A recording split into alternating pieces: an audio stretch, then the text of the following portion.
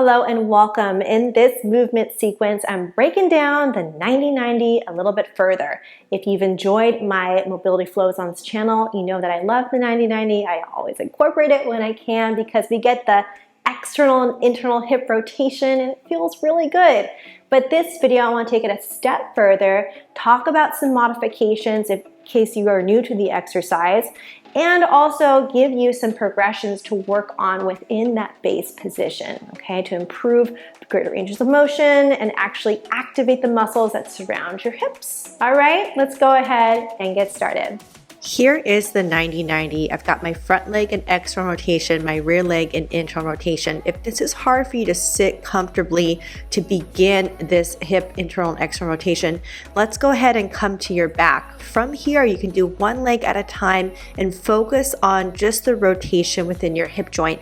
This is a modification to start with just to get some of this rotation going on first before you actively sit in a 90-90. So what I'm doing here is doing just 3 of these internal rotations and then 3 of the external rotations. Notice I've got my shin nice and parallel and I'm really flexing my foot, keeping the movement coming from my hip. So making sure that you're really isolating that, you're not hiking one side up, you're not letting the leg kind of swing out. What I like to do is create more tension in the leg before I spin it. And then again, moving from the hip socket here, we're doing the internal rotation, foot out, knee in, and then going into the external rotation here, knee out and foot in. Making sure again, you're just moving from the hip and not the rest of the body, keeping your arms long and your trunk tight. Let's go back to the 90-90. No matter what way you are facing here, the goal is to maintain a long spine. So it doesn't matter if you're focusing on the front leg or the rear leg, the goal should be activating rotation from the hips and then controlling the rest of the body so you don't compensate. You can use either your arm by the side like I showed you here, or arms out at a letter T if you can control that. Now, if you're facing the rear leg, a lot of people struggle with this one. You can lean back like I am here, still feeling internal rotation, or begin to prop yourself up a little bit more as you improve with this position, getting more body weight into this hip internal rotation, more activation into those muscles on the side. And that's gonna help progress you towards incorporating a little bit more of that hip internal rotation. Now, if you're okay with that, again, you can take those arms out to a letter T and really emphasize tension in your trunk. And whichever position you choose, you can hold and work on that for 3 to 5 breaths.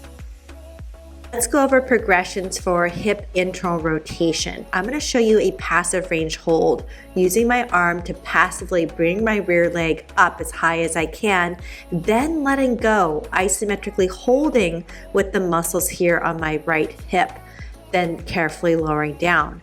Notice I don't deviate in my spine, I don't compensate here just to keep the leg in the air. The effort comes from the hip itself.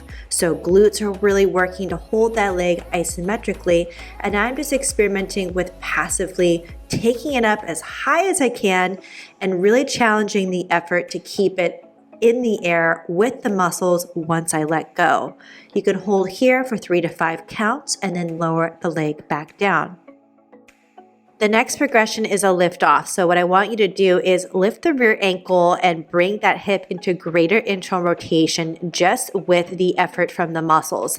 Notice again, my spine doesn't deviate. I'm just rotating from that hip itself and using the muscles to hold it in the air as high as I can on my own. You can also do a lift off with the rear leg, focusing on external rotation, lifting just the knee. Now, this little position is a lot of effort just to lift the knee up without moving the spine and using the muscles around that same hip. For both the passive range hold and the lift-off variations I showed you for the progression for internal hip rotation, make sure that you practice those. They do take time, they do take practice because they're hard to control the rest of the body as you control that leg in the air.